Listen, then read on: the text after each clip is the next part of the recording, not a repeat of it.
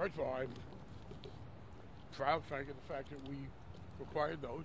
I think it was very healthy for the country, and I think they went essentially where they had to go.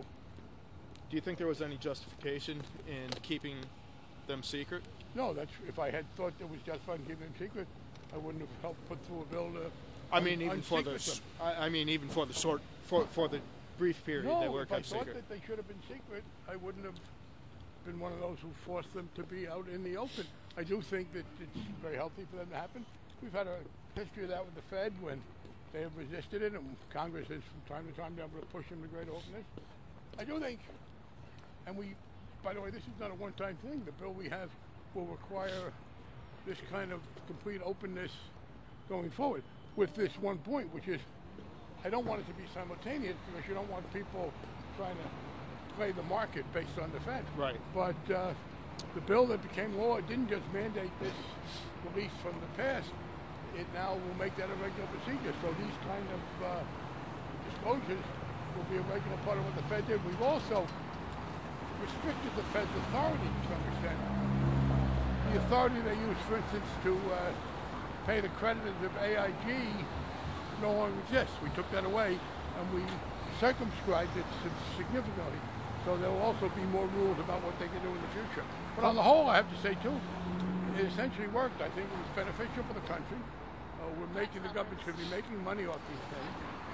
And I think it was very helpful at a time when credit was so tightly restricted that there was a place where we could have people go to get it. Do you see opportunities for additional legislation arising out of what was revealed? So, for example, what I'm thinking of is the Huffington Post did a great piece on conflicts of interest.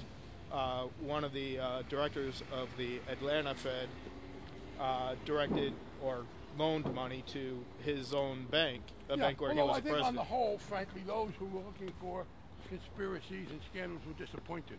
I think the fact is that what you saw were a series of events that worked pretty well, that helped the economy. And so the conflicts of interest don't trouble you? Well, it doesn't trouble me in the sense that it led to any bad results. And again, I do think that my friends on the liberal side shouldn't always focus on the negative. You're playing into the hands of the right wing. You know, it's the right wing that thinks this is some terrible conspiracy. This was a case of government intervention. The Federal Reserve is a government entity.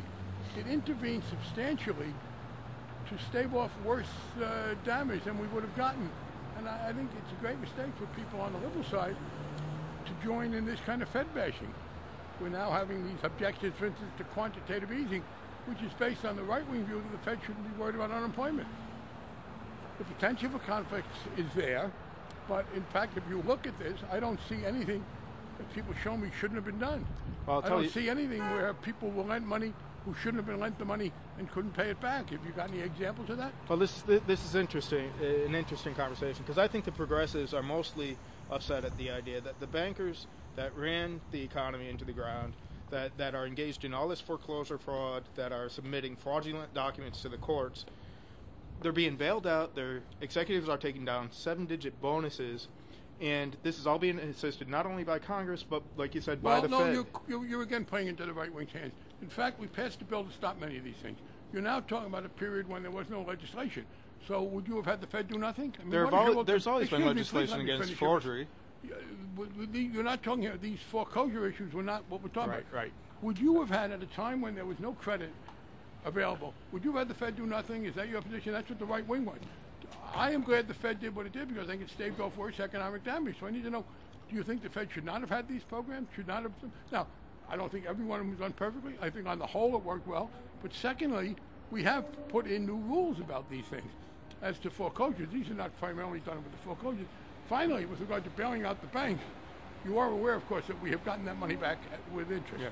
That with regard to money advanced to the banks, we have profited from that. We also bailed out General Motors. But the little guy hasn't. But the little guy's unemployed. Yes, and I am regretful of that. But there would have been more unemployment if we hadn't done that. I need to know do you think the Fed should have done nothing? Excuse me. You just asked me a question, and I'm trying to answer it. I want to finish the question. Okay. Do you think the Fed should have done no extension of credit to McDonald's or to General Electric? What would you have had them do? I'm going to conflate, and this is a little bit absurd, but I'm going to conflate what the government did and what the Fed did and tell you what I think should have happened.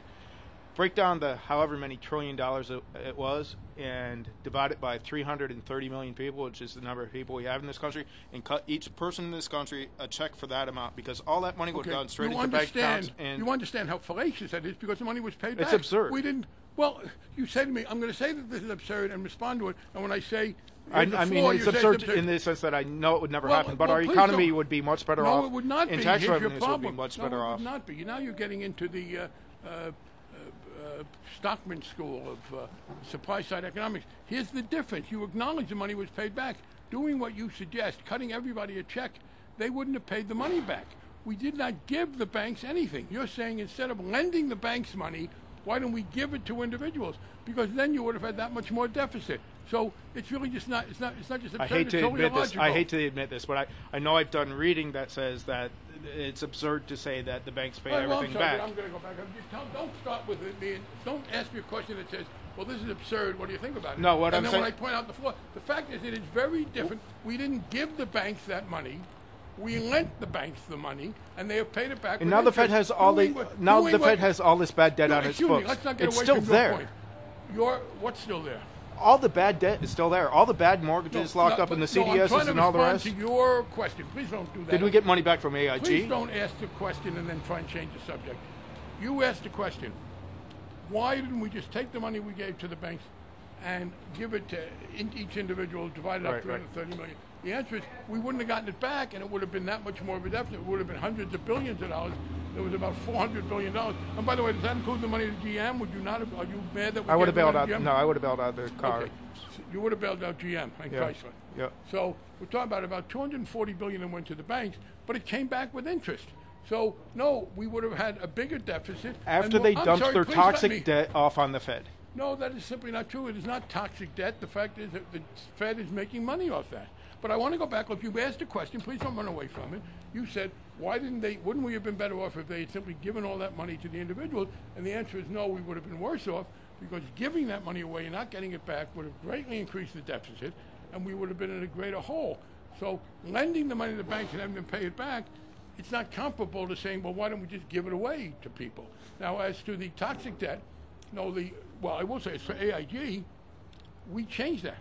The authority under which the Fed gave money to the creditors of AIG no longer exists. We amended the law so they can't do that anymore.